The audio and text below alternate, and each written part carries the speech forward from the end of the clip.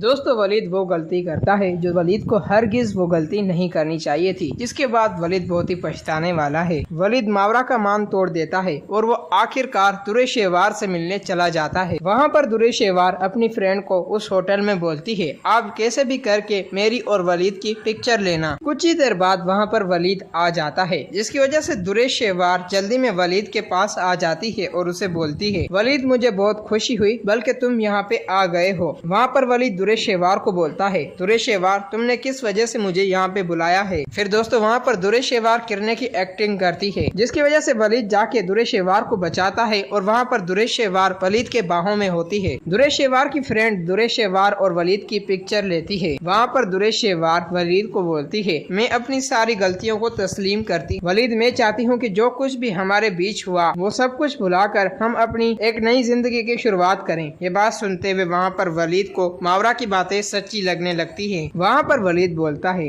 दुरे शेवार मैं अब हरगिज तुम्हारे साथ नहीं रह सकता, बल्कि जो कुछ भी तुमने दुआ और मेरे साथ किया है मैं वो सब कुछ हरगिज नहीं भूल सकता। ये बात सुनते हुए वहाँ पर दुरे शेवार वलीद को बोलती है, वलीद अगर तुम मेरी बात का मान रख लो और हम एक साथ हो जाएं, फिर मैं तुम्हें एक और दुआ दे सकती हूँ। और एक बात तुमने वलीद सोची है, मावरा को तुम्हारे साथ कितना टाइम हो चुका है लेकिन अभी तक वो माँ नहीं बन पाई है। वहाँ पर वलीद बोलता है, दुरे शेवार मुझे सोचने का वक्त दो, फिर मैं तुम्हें बता दूंगा। फिर वहाँ से वलीद चला जाता है। दुरे शेवार की फ्रेंड उसके पास आती है और उसे बोलती है, दुरे शेवार वाह क्या तुमने कपल सीन किया है वलीद के साथ। ये बात सुनते हुए वहाँ पर दुरे शेवार बोलती है, तुम ये पिक्चर मुझे सेंड करो जल्दी से, हमें इसे एडिट करना होगा और जल्द से जल्द अब हमें मावरा के पास भेजना होगा। वहाँ पर दुरे शेवार की फ्रेंड उसे पिक्चर सेंड कर देती है और बोलती है, दुरे शेवार अब हमारा काम हो गया। दूसरी तरफ मावरा अकेली बैठी वलीद के बारे में सोच रही होती है और उसे इस बात की टेंशन होती है कि कहीं दुरे शेवार वलीद को अपनी चाल में फंसा ना ले और उसे मुझसे जुदा ना कर दे। मावरा इन सब बातों को लेकर बहुत ही परेशान हो रही होती है। वहाँ पर मावरा की माँ आती है और उसे बोलती है, मावरा तुम्हें क्या हो गया है और अब तुम दिन ब दिन इतनी परेशान क्यों होने लगी हो। वहाँ पर मावरा को अननोन नंबर पर मैसेज आता है। जब मावरा मैसेज पढ़ती है